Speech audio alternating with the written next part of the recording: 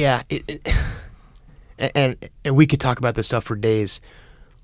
You've talked about it. You just the last podcast with the Imperial Japanese doing those experiments. We talked about the dehumanization, and look, obviously it's grotesque, but the dehumanization of your enemy, I understand how that happens. I can understand that.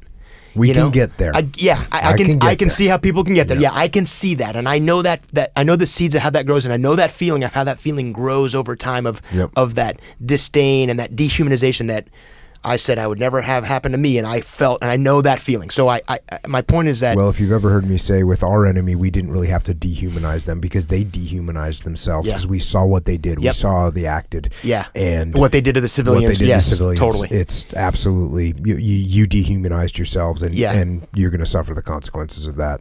Yep. And so that's a bridge in my mind I can cross. I understand that.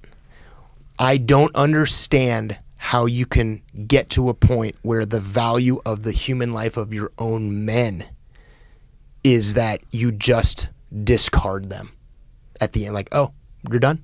Got it. Line them up.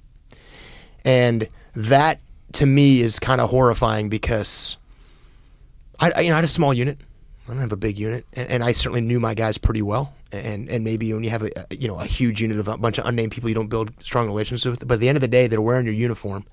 At the end of the day, they look, sound, talk, and are just like you. A lot of them come from the same place as you. And that's really difficult to accept that human beings are capable of doing that. Like I said, when it's your enemy or it's when it's someone that's different than you, you at least can comprehend that.